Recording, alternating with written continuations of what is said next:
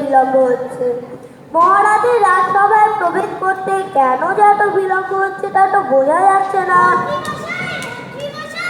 কিন্তু মহারাজের রাজসভায় প্রবেশ করতে এত বিলম্ব হচ্ছে কেন, এ ব্যাপারে তিনি কি কিছু বললেন? তিনি বললেন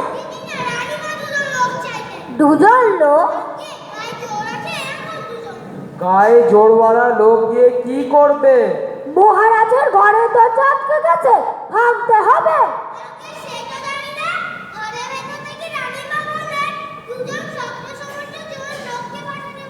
বেশ, তুমি এখন যাও। দুজন শক্ত সামর্থ্য জোয়ান লোক। সেনাপতি মশাই আপনি যান, আর ব্যাম্বির আপনি। কিন্তু কেন যাচ্ছি মানে? মহারাজের কোন দরকারে লাগবো সেটা না জেনে যাওয়াটা কি ঠিক হবে? শুভলগ্ন পেরিয়ে যাচ্ছে, রাস্তার সময় পেরিয়ে যাচ্ছে, এখন পেতাল বাজতে হচ্ছে। কেন ডাকছে কি বৃত্তান্ত প্রভাবটার দরকার নেই। যান। হ্যাঁ যাচ্ছি। এই চলো। হ্যাঁ চলো। ফুসফুস করতে মন্ত্রী মশাই। আরে এক্ষুনি তো রাজামশাই সবাই চলে আসবে, তখন সব প্রশ্নের উত্তর পেয়ে যাবে নাকি? সে তো বটেই।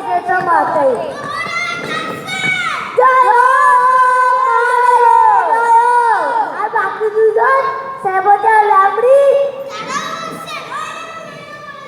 হেইলো জওয়ান সামনে বাই চান্স গামলে হুজুর যদি পিছলে যান দুঃখ পটাশার চিৎপটা কপালেতে আছে সুখ চাপতে ধরো না হয় ভুল। সোজা সিংহাসনে মাঝখানে আর কোনো ঠামাঠামি নেই। এত চলাচ্ছিস কেন? কি ট্রেন কুচকুচ খেলা হচ্ছে নাকি? এই অপদার্থ দুটোকে রাজসভাইকে দিতে বলো দেখি। যা সব পুরো হচ্ছে। হ্যাঁ, মাটিতে ফেলেনি শেষ পর্যন্ত। না ফেলেনি, মজা বিদ্যা ডুকডুক করছিল না।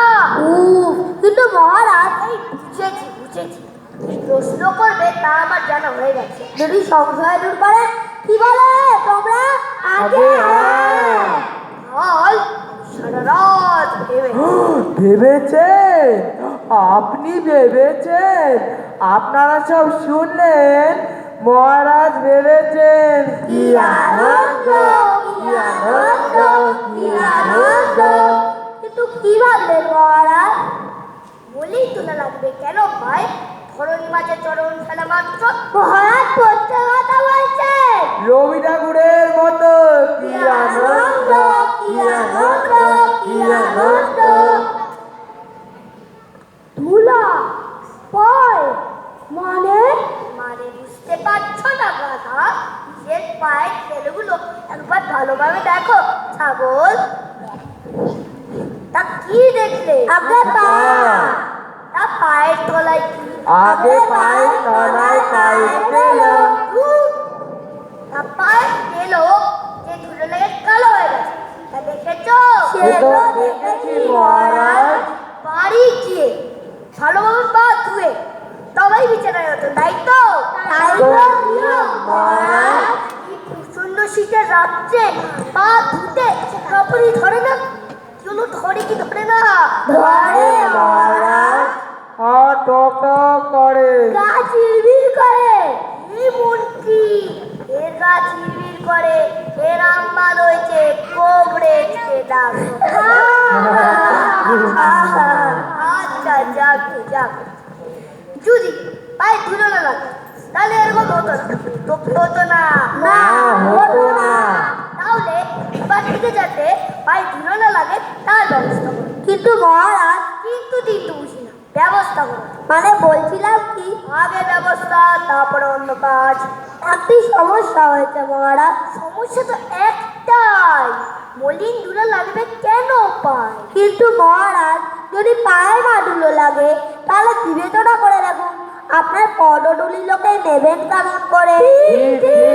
পুজোর পর বিজয়ার সময় বছরান্তে পায়ে ধুলো নিতে আসি, সে কি আর পারবো না মহারাজ?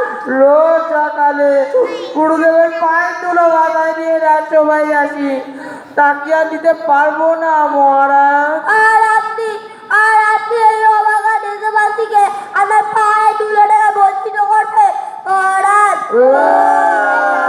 তোমরা একটু চুপ করে ভাবছেন, আপনি ভাবছেন, আপনারা শুনলে মহারাজ ভাবছে কি আনন্দ, কি আনন্দ, কি আনন্দ।